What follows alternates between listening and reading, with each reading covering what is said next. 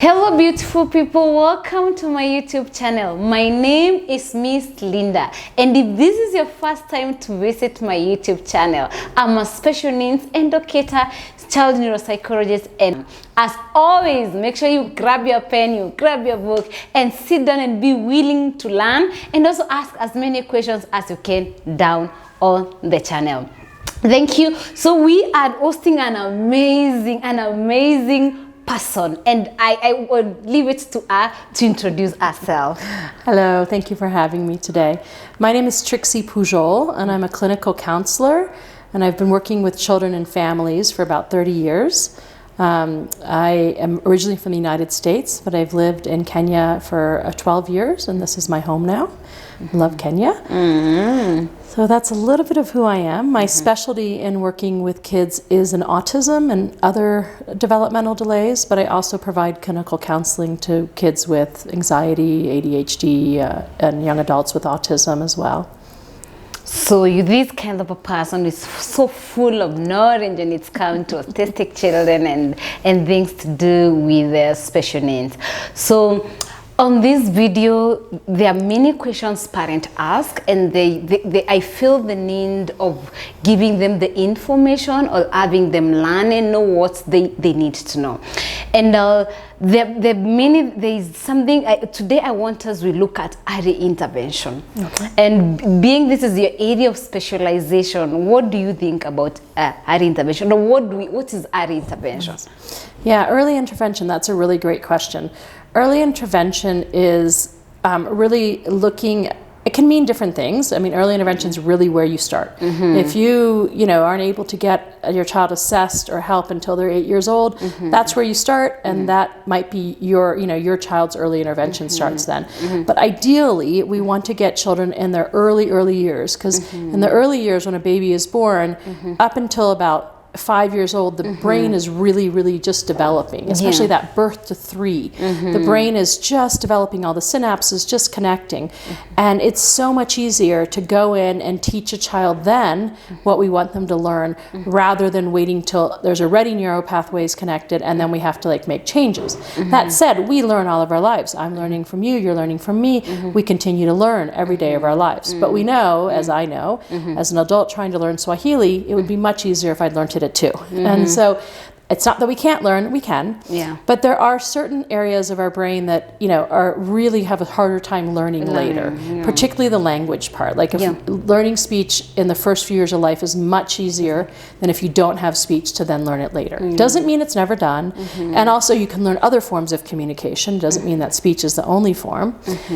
But we know those early years, the brain is just malleable. It's just forming, and we can kind of shape it the way we want, rather than having to go in later and reteach. But we do know adults have strokes and they relearn things. It's not that it's not possible. It's that it's much easier early on. And also, as a child gets older, it's much easier physically, if you're working with like a 3-year-old or a 2-year-old or even a 4-year-old, to help them even physically. Like, let's say they're aggressive or they're frustrated and they're not able to communicate, so that might come out in aggression, or it might come out in a behavior that we're not really happy, we want to change. It's not a very adaptive behavior. We can pick it up a 4-year-old and move them over. But when you have a 10-year-old, you might not be able to. They might be physically stronger. They might be, acting out in a way that's hurtful, that you can't contain as easily. So obviously, if you could train and teach child early on how to speak or how to do something, it's much easier. So it's really about getting in early and developing the synapses and the connections in the way that are most functional, most appropriate, most adaptable in living and communication and all the different areas. So early intervention. And in autism, there's tons of proof. There's lots and lots of documentation and research that shows that early intervention really makes a difference. Really different. And in different countries, that means different things. In the United States, we really mean birth to 3. From birth all the way to 3 years. Right. Oh, okay. I know when I was doing in conferences in South Africa and the UK and other places, I was thinking birth to 3, and they were talking about 3 to 5, 3 to 6. And I was like, well, what happened to the first 3 years? And so it has a different definition in different places. But really, research is telling us the first 5 years of life, maybe 6, are the most crucial. And obviously, the younger, the better, the easier to get in and make the changes.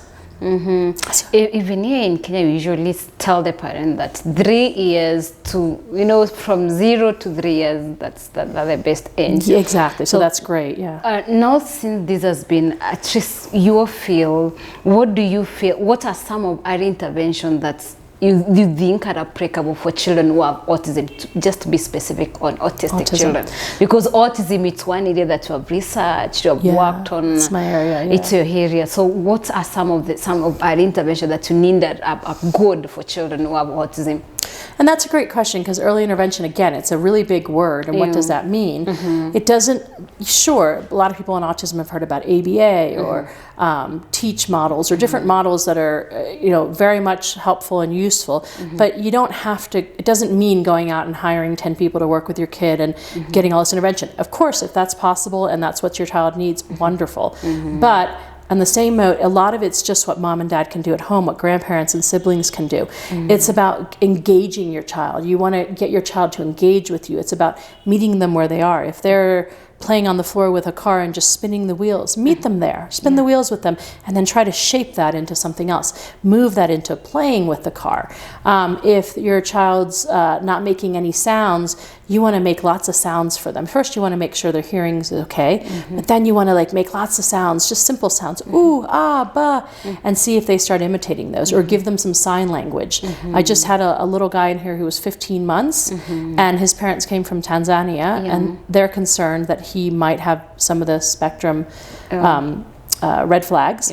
But when they first noticed some delays at age 11 months, they started doing some early intervention. This is just stuff they looked online, and they saw that he didn't respond to his name.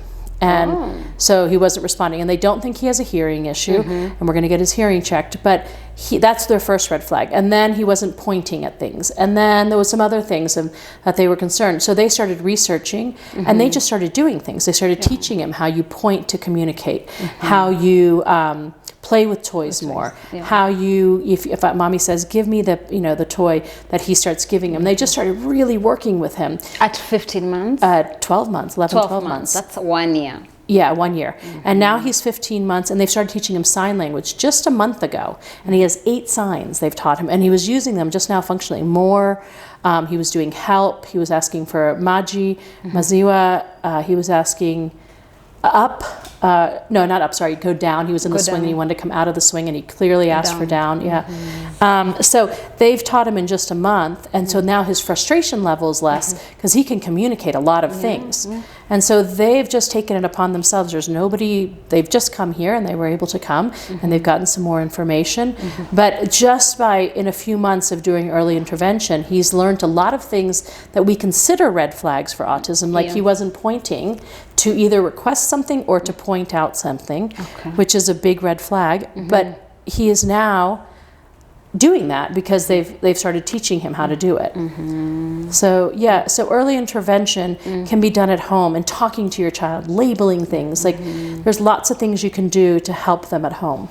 Okay, do you feel that there's need, because for the parents who are watching with autistic children, do you feel there's a need for them maybe for now our intervention to involve also the specialists when it's come to working on our intervention? Absolutely. I mean, the more we can. But we also know we're in the middle of COVID. Lots of people have lost their jobs. There isn't a lot of extra money. People, it's not sure what we should be doing going out or not. So you shouldn't waste time if you can't get the help for some reason. Try to get in there. If you're able to watch this, if you have access to other internet, I can put some other websites up that you can get free resources. You can watch Linda's channel, learn from all the different therapists. But yes, if you can access good intervention. And I think that's the key too. There's trying to find who is good for your child and affordable for your because ability. I've met several parents whereby they want our intervention, but they don't want to engage the specialist. And from what you're saying that there's need to bring a speech therapist. You are able to on the board. There's need to bring an OT if you can as a parent on the board. There's also need to bring whatever you can. And maybe it's finding the one really good person who can maybe tap a little bit into everything. Not that I'm an OT or speech therapist, but I can do a bit of those things. If a family can only afford one, we might decide who's best right now for that child. And maybe in this point it's a speech therapist. Or maybe the special needs teacher can do enough in all the areas that they're engaging. But it's also key to be training the parents and caregivers, the nanny, the grandparents, and helping them understand. Because the therapist or the specialist will only be there a few hours a week. So we need to empower the family and the caregivers to help them know how to do this. So, and then that means the parent out there who is watching or the caregiver is watching, they should also be willing to manage with the specialists, to be able to know what the knowledge they can tap and what activities they can borrow from the specialist now to be able to give an extra support to their children. Absolutely, yes. Yeah. I agree. All right. Thank you, Trixie, You're for welcome. coming on the board. I completely appreciate, and also the parent out there appreciate for the info. Knowledge is power. If you don't know what to do, you cannot do. But if you know what to do, you are able to do better. Absolutely. Knowledge is power. And coming on the board is something I truly appreciate.